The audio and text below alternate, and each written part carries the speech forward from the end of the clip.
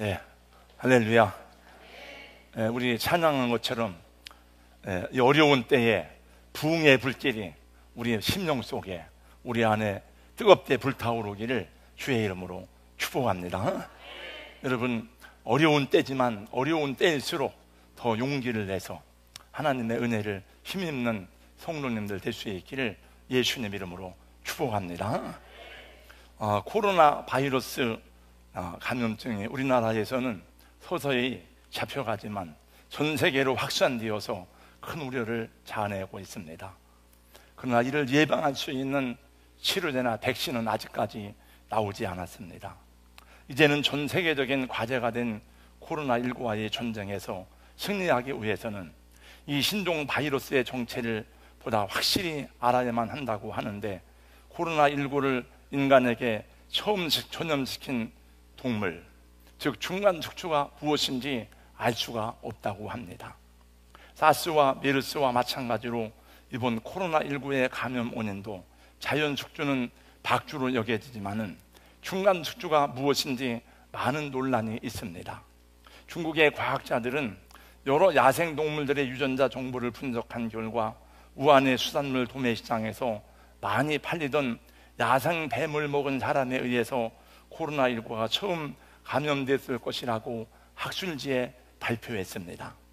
그러나 뱀은 박쥐, 사냥고양이, 낙타 등과는 달리 포유류가 아닌 파충류에 속하는 동물이라는 점에서 이 논문은 지지를 받지 못하고 비판을 받았다고 합니다.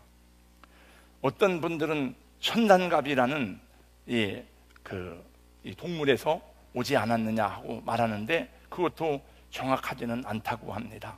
천단갑은 멸종위기에 속한 보호종인데, 천단갑은 고급 식재료고 굉장히 정력에 좋다고 알려졌답니다. 그래서 한약재로 많이 사용이 된다고 하는 이야기를 들었습니다. 아무튼 무엇이든지 사람들은 몸에 좋다면은 가리지 않고 먹어치우는 인간의 탐욕으로 인해서 발생한 문제임은 틀림이 없습니다. 여러분, 성경을 보면 문제가 보이고 해답도 보입니다. 창세기 말씀 2장 5절에 보니까 이렇게 성경 말씀하고 있습니다.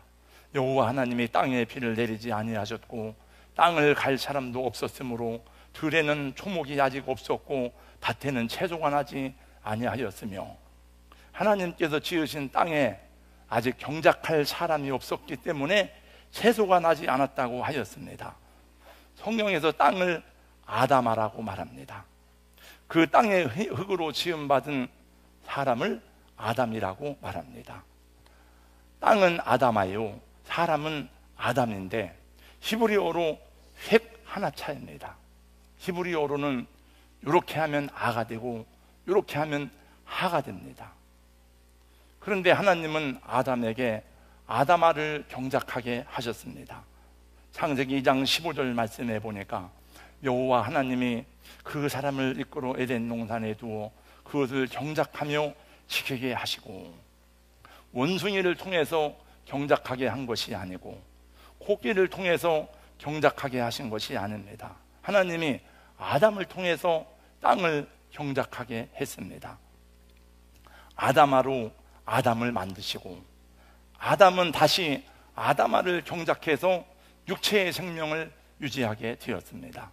이 말씀을 미루어 살피건대 사람, 땅, 하나님은 서로 피할 수 없는 연결된 생명 공동체라고 하는 것을 알 수가 있습니다. 우리말에도 신토불이란 말이 있습니다만은 우리 몸과 흙은 둘이 아니다, 그런 뜻이죠. 그러므로 인간은 땅을 떠나서는 살 수가 없고 동시에 하나님을 떠나서도 존재할 수 없는 것입니다. 그러나 인간이 하나님의 말씀을 어기고 하나님의 법을 어기고 뱀의 거짓말에 속아서 선악을 알게 하는 나무의 실과를 따먹음으로 이 땅에 저주가 찾아오게 되었습니다. 그 후에도 사람들은 끊임없는 탐욕과 정욕으로 하나님의 창조 섭리를 거스르며 살아온 것을 우리는 역사를 통해서 알고 있습니다. 사람들은 어려움을 당하면 잠시 자신을 돌아보고 또 자신이 뭐 잘못한 것이 없는가 살펴보지만 그것도 잠시뿐입니다. 인간의 끝이 없는 욕심은 식물이든지 동물이든지 그 모든 자연과 환경을 자기 편리함을 따라서, 자기 욕망을 따라서 착취하고 지배하려고 하는 정욕의 끝이 없습니다. 인간의 육신이 그 정욕을 위한 탐욕과 욕망을 버리지 않는 한 이보다 비교할 수 없는 더 큰 환난이 올 수 있음을 우리는 깨달아 알아야만 되겠습니다. 이 코로나 때문에 한국 교회도 많은 대형 교회들은 예배를 온라인으로 드리고 있습니다. 또 이제 우리 교회도 영상으로 예배를 드리고 또 교회에서 함께 예배를 드립니다. 이제 시간이 많이 흘러갔습니다만 언제까지 이 일이 계속될지 모르겠지만 여러분 기도해 주시기 바라고, 또 불가피하게 어린 아이들 때문에 자기 몸에 감기가 걸려서 자기가 여러 사람들이 많이 모인 집단에 근무하기 때문에 혹시 교회에 피해가 될까봐 나오지 못하는 성도들도 있지만은, 제가 생각할 때는 그런 분은 계시지 않겠지만은 집에서 예배를 드리다 보니까 편리해서 자기 환경을 따라서 예배를 드리는 분들도 혹간에 제 심중에 물증은 없지만은 심중에 의심이 되는데, 그런 생각하지 마시고 그런 분들은 주일날 나오셔서 마스크를 쓰고 예배를 드리면 좋겠다 하는 생각이 듭니다.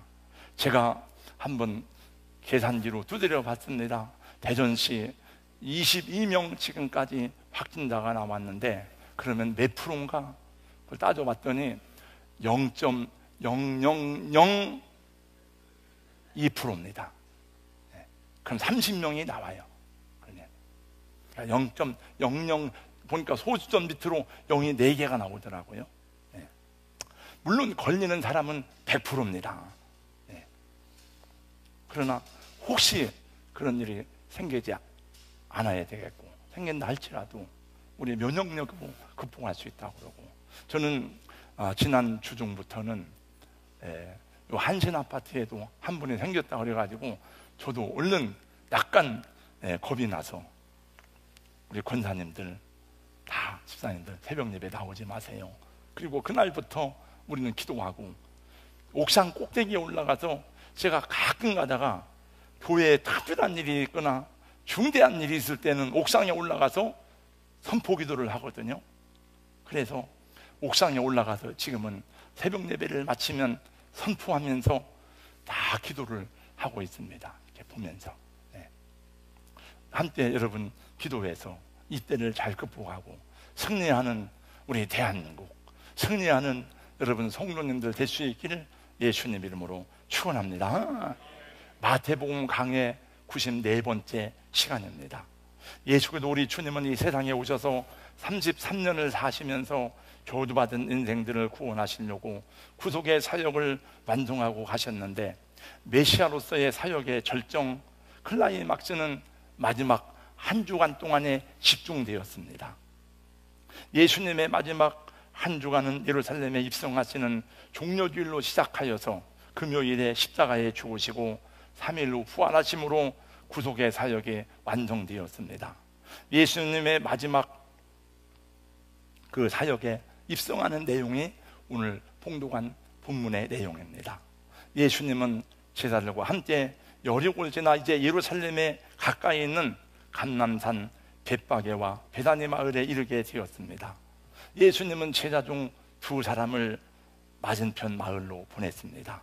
보내면서 말씀하시기를 마을에 들어가면 아직 한 번도 몽에 메어보지 못한 어린 나귀가 메어 있을 것이다. 끌어오라고 말했습니다. 만일 누가 무슨 말을 하거든 주가 쓰시겠다고 하라. 그러면 풀릴 것이다. 제자 둘이 맞은편 마을로 가자 정말 거기에는 한 번도 몽에를 메어보지 못한 어린 나귀가 말뚝에 매여 있었습니다.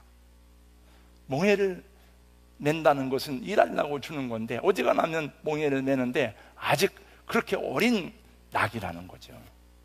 그래서 예수님이 말씀하신 대로 나귀를 풀어서 줄을 끌어가지고 끌고 가려고 하는데 주인이 보니까 왜 낯선 사람들이 남의 나귀를 풀어가는 겁니다.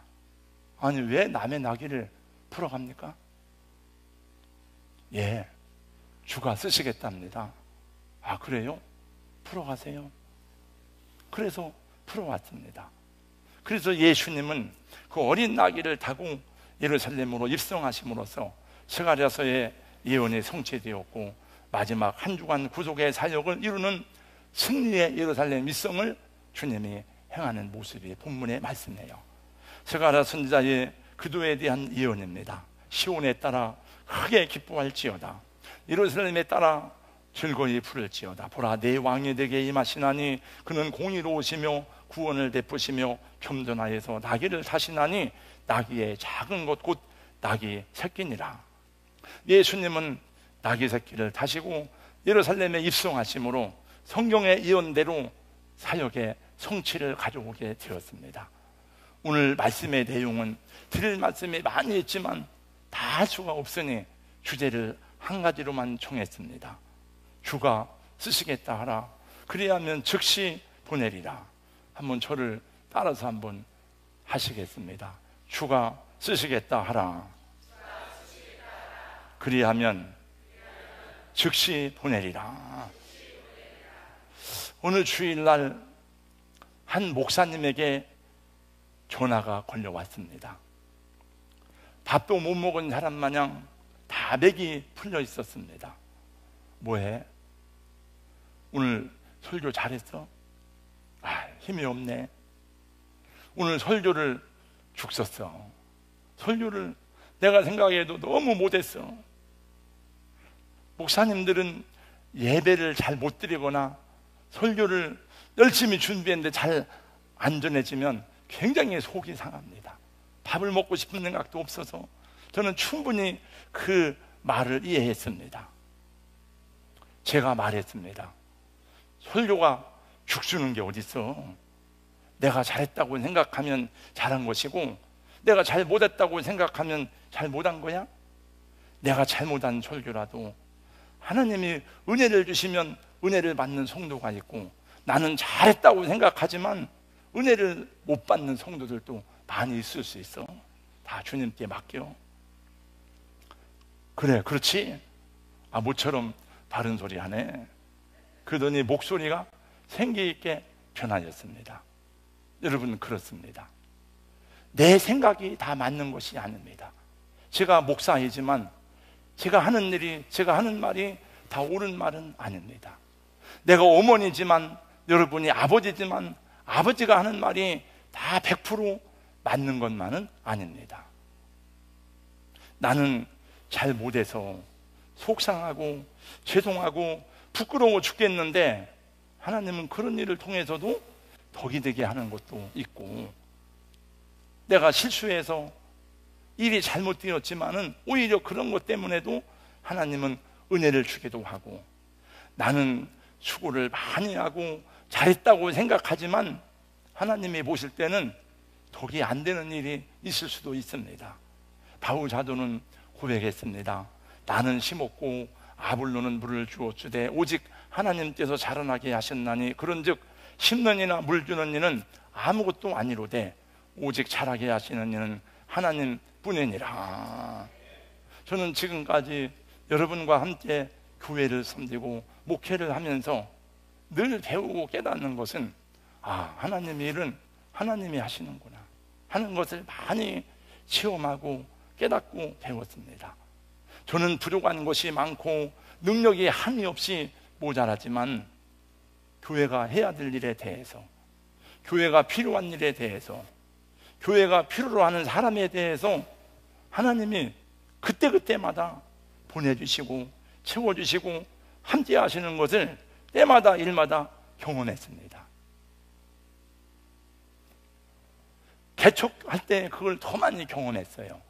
아주 조그만 15평짜리 상가에서 교회를 개척하고, 그리고 교회를 2번 확장하고 이전을 하게 되었습니다. 근데 그때마다 꼭 필요한 사람들을 하나님이 보내주셔서 일하게 하시고 필요한 조건들을 채워주었습니다. 아무것도 없으니까, 야, 내가 강대상을 짜야 되겠다, 내가 페인트를 다 칠해야 되겠다. 근데 꼭 강대상 짤 사람을 보내주시고, 기술자들을 페인트 칠할 사람을 보내주시고, 그런 걸 항상 경험하는 거예요.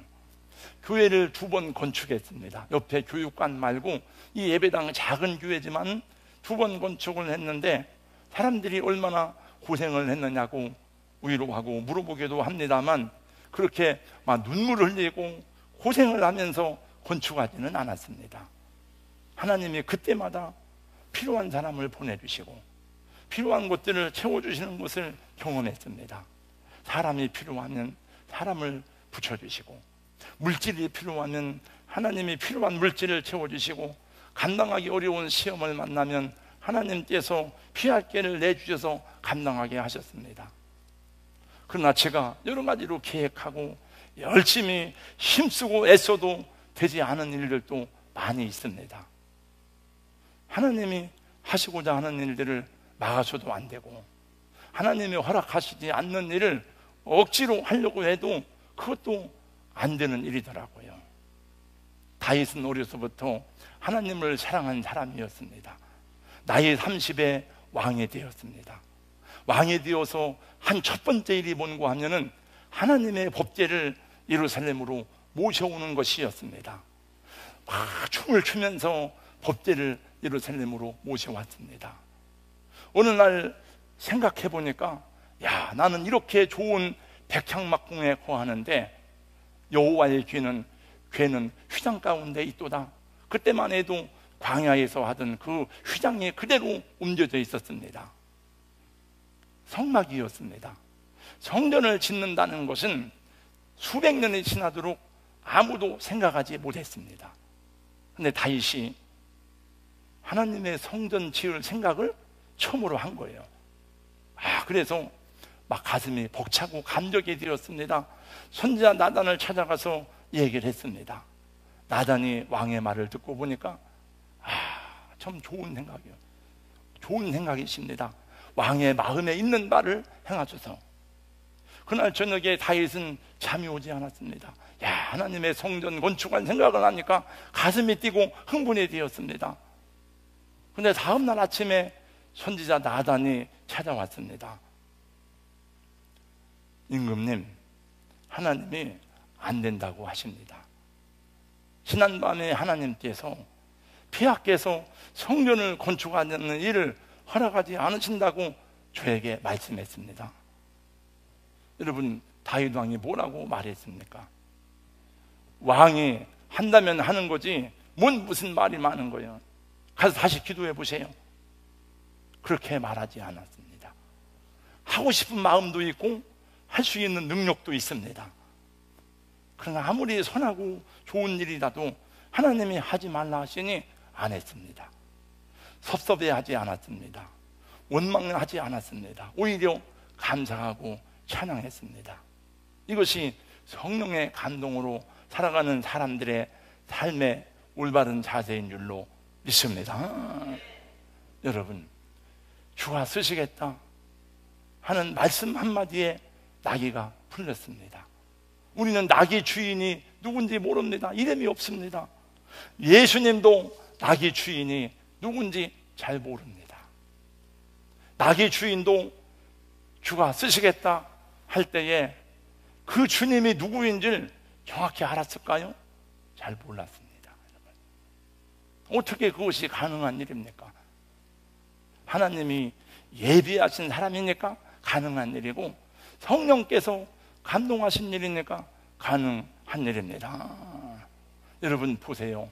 예수님의 생애에서 어느 것 하나 예수님은 미리 준비된 것이 하나도 없었습니다.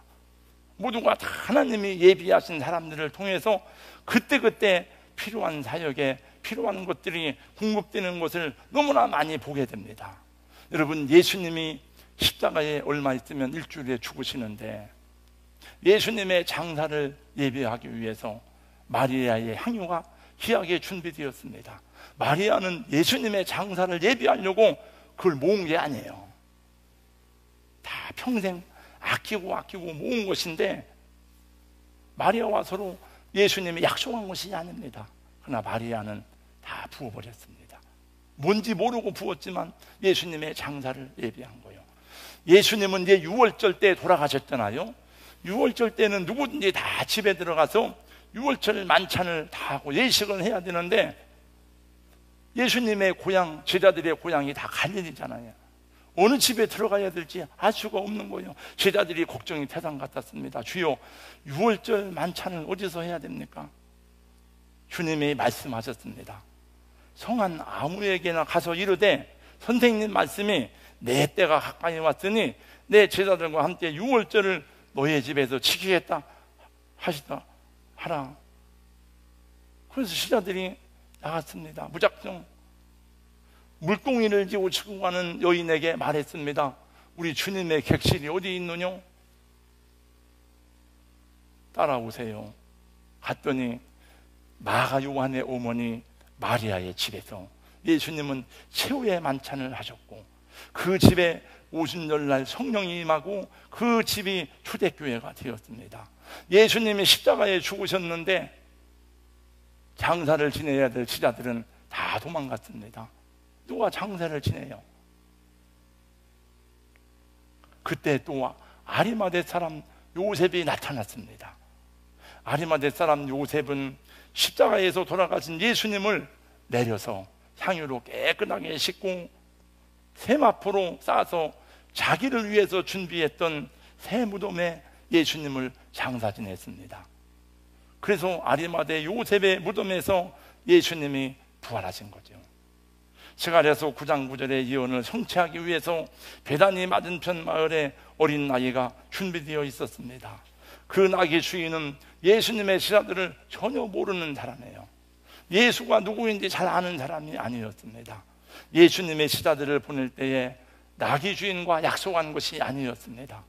그러나 주가 쓰시겠다 하니 매여 있던 나귀를 풀어주었습니다.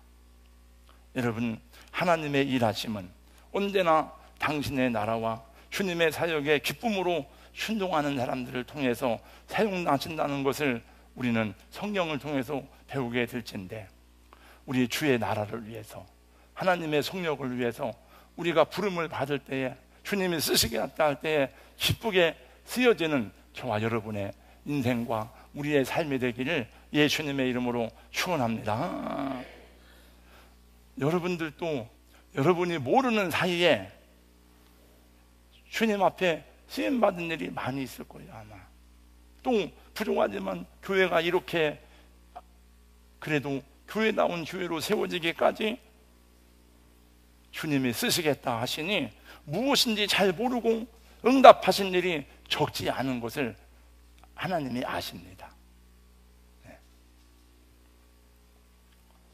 일부 예배 때는 주로 교사들인데, 제가 보면 교사들은 나이도 어리고 지가 양육을 받아야 돼요. 자기가 세움을 받아야 되는데, 근데 저나 주일학교 부장님들이나 전도사님들이 아무개 형제님 교사 좀 하세요. 교사하세요. 예, 하겠습니다. 그래서 교사를 하는 거예요. 그 어린 나귀는 한 번도 예수님을, 사람을 태워본 적이 없어요. 그 좀 연습이라도 해야 되잖아요. 근데 예수님을 태우고 여러분 예루살렘에 가는 길이 골짜기입니다. 골짜기. 근데 끝까지 예루살렘에 들어갔어요. 어떤 분들은 말합니다.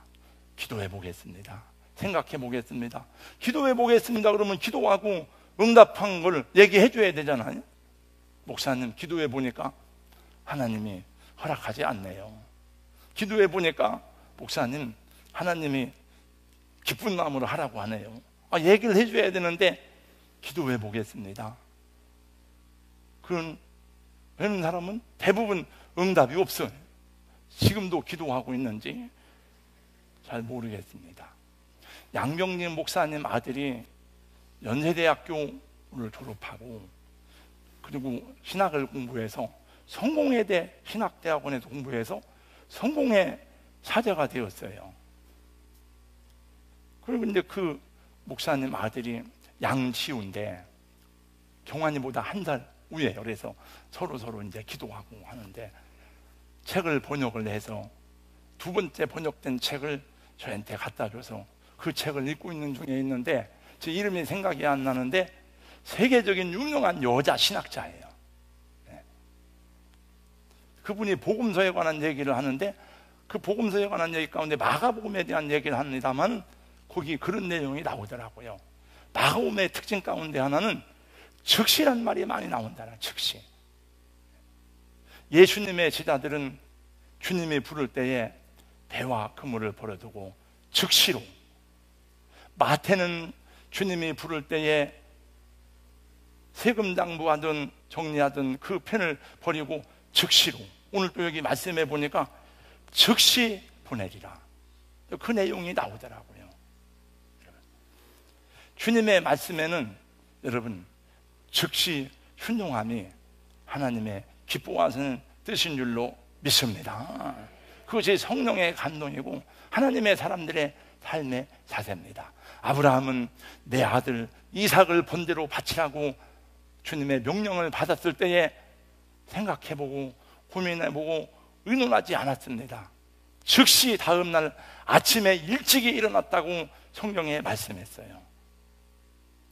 여러분, 오늘까지도 여러분을 통해서 하나님이 일하셨거니와 앞으로라도 누가 주님이 야, 내 집을 좀 써야 되겠다 그러면 즉시 내어드릴 수 있기를 바라고, 내 몸을 좀 써야 되겠다, 내 재능을 써야 되겠다, 내 물질을 써야 되겠다 그러면 즉시 내어드리는 은혜가 있기를 주님의 이름으로 축원합니다. 주님 때 빌려드리면 여러분 주님이 뭘로 갚아주시겠습니까? 사업이 때로는 묶이고 건강에 묶여있고 풀어지지 않는 문제로 이렇게 어려움이 많습니다. 또 우리나라도 지금 어려움이 이렇게 많잖아요. 주가 쓰시겠다 하실 때에 하나님이 감동하시면, 하나님이 풀어주시면 풀리게 되는 줄로 믿습니다. 여러분, 아무리 훌륭한 재능을 가지고 있으면 뭐합니까? 아무리 돈을 많이 가지고 있으면 뭐합니까? 주님을 위해서, 다른 사람을 위해서 쓰지 않으면 그 사람이 억만장자라도 그를 부러워하지 않습니다. 이번에 신천지에서 120억을 성금으로 바쳤지만 거절했습니다. 예수 안 믿는 사람들이라도 그런 돈은 안 받는다 이거예요. 그러니 여러분, 하나님이 얼마나 크신 능력이 크신 분입니까? 우리 하나님의 능력하고 우리는 비교할 수 없잖아요. 여러분, 내가 일을 잘하는데 디모도가 선찬하면, 보조하는 사람이 선찬하면 에이 절로 가, 나 혼자 하는 게 낫겠다, 혼자 하는 게 나아.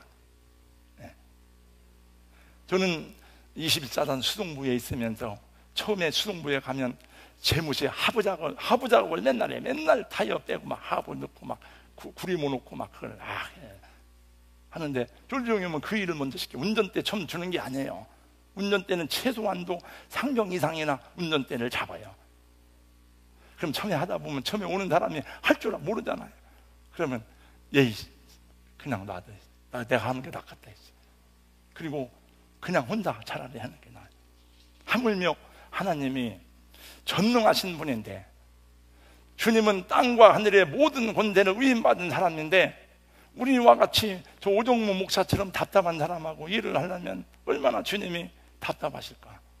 에이 그냥 놔둬라, 나 혼자 하는 게 차라리 낫다. 그러나 주님은 그렇게 생각하지 않으시고, 우리와 함께 일하는 것이 어렵고 거추장스럽고 더디어도 함께 일하는 것을 주님은 기뻐하십니다. 그래서 우리를 동역자로 삼으시고, 야, 내가 너를 좀 써야 되겠다, 내가 너를 좀 빌려 써야 되겠다. 우리 것을 빌려가지고, 하나님이 주인인데 다 우리 것을 빌려 써가지고, 예수님은 다 남의 거 빌려가지고 해요. 이게 나귀도 자기 것이 아니요, 마리아의 방도 자기 것이 아니요, 무덤도 자기 것이 아니요. 예수님은 왜 그렇게 아무것도 없는지. 임문혁 씨가 쓴 빌려 쓰는 사람이라는 제목의 시가 있어서 제가 한번 읊어보겠습니다.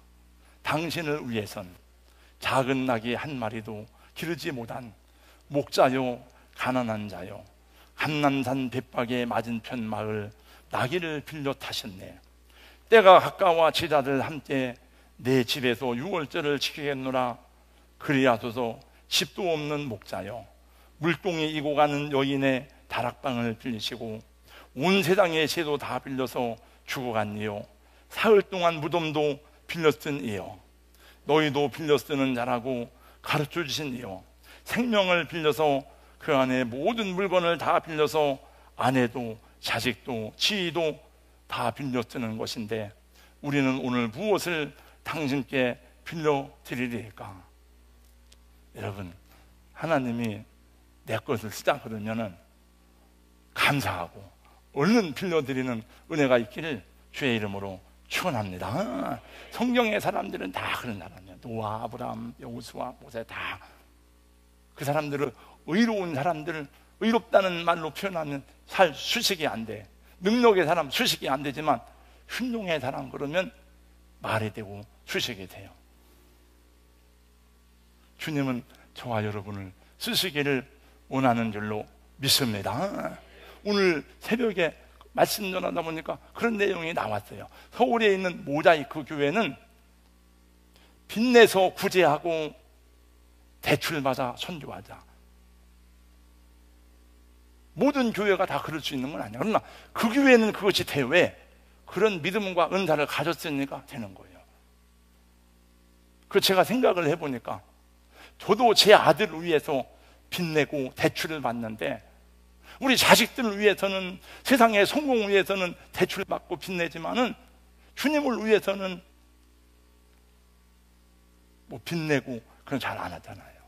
그러나 뭐 할 수 있으면 해야 되는 거죠. 네. 우리 삶을 주가 쓰시겠다 할 때 내어드리면 묶인 것이 풀리고 내인 것이 다 자유스럽게 될 줄로 믿습니다.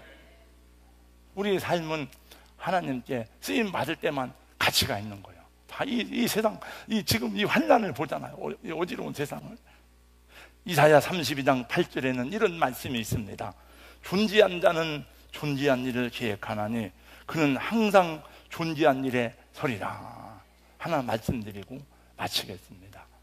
요즘 국민일보에 얼마 전에는 강원도 그 어느 목사님 얘기가 계속 나왔는데 11명 입양을 해가지고 정말 어떻게 이렇게 사랑으로 그 아이들을 키웠는지. 그런데 이제 그게 끝났더니 장요나 선교사 이야기가 나오더라고요. 이분이에요. 공부 많이 하고 돈 잘 벌고 잘 나가고 그리고 개인 사업도 하고 벽산그룹 기획실장으로 있었고 잘 나왔어요. 어느 날 쓰러졌어요. 점점 해가지고 식물인간이 된 거예요. 갑자기 그냥 그 장요나 선교사 사진 한번 띄워놓으세요. 말도 못하고 점점 악화돼서 결국 산소호흡기를 꼈어요. 엄마 아버지가 와서 막 우는 거예요. 막 우리 아들이 어떻게 이렇게 됐는가. 막 장모님이 와서 막 우는 거예요. 한 달, 두 달, 세 달, 네 달, 다섯 달 가니까 자기는 말도 못하고 호흡도 어려워서 산소호흡기를 끄고 있는 거예요. 얼마나 힘들겠어요. 근데 의식은 뚜렷한 거예요. 다 듣고 하는 거예요. 어느 날 아버지가 오더니 그러더래요. 이제 편안하게 가라. 더 이상 편안하게 가라. 아버지, 저 안 죽었습니다. 아버지, 저 살아있습니다. 아버지, 저 살 수 있습니다. 안 돼요, 안 돼요. 호흡기를 막 뗄 것 같다는 거예요. 근데 아무리 외쳐도 아버지는 전혀 들을 수가 없고. 장모님이 와서 하는 말이, 애미야, 자기 아내 보고 장서방 못 살겠다. 이제 그만 산소호흡기 떼고 포기하자. 자기 살아있는데 그러니까 어떻게 산소호흡기를 떼요? 막 그 장모님이 자기 아내한테 막 화를 내는 거예요. 산 사람이나 살아야지 언제까지 가망도 없는 사람을 붙들고 지옥처럼 살아가야 되냐. 네 자식들 보게 살릴 거야, 이럴 거 아니야. 그때 이 사람이 하나님을 찾는 거야. 하나님, 저 산소호흡기 떼면 안 됩니다. 산소호흡기 떼면 죽으니까 안 됩니다. 안 된다. 끝까지 포기하지 않은 사람 한 사람 있었어요. 그 사람 아내. 안 된다. 나는 안 된다. 그래서 10개월 만에 다시 해오게 됐어요. 그때 서원을 한 거예요. 하나님, 나를 살려주시면 어디든지 가겠습니다. 무엇이든지 하겠습니다. 평생 내 생명을 드리겠습니다. 그리고 이 사람이 기적적으로 회복이 되어서 감리교 신학대학원을 나오고, 여러분, 베트남, 라오스, 캄보디아 이 나라에 무너진 교회 315개를 건축했어요. 병원 12개를 세웠어요. 학교를 2개를 세웠어요. 22년 동안 이 사람이. 그래서 이건숙, 소설가 이건숙 씨가 이 사람 만나고 자기 얘기도 안 돼 막 눈물로 해가지고 이 사람에 대한 책을 썼대요. 그래서 내가 아직 책을 못 봤는데 그 책을 한번 읽어보려고 그래. 장윤화 선교사 이야기를. 네. 포기하지 마세요, 여러분. 네. 우리 삶은 하나님께 쓰임받을 때 진정한 가치가 있고 행복이 있는 줄로 믿습니다. 네. 우리 찬양하고 기도하겠습니다. 주님께서 쓰시겠다는.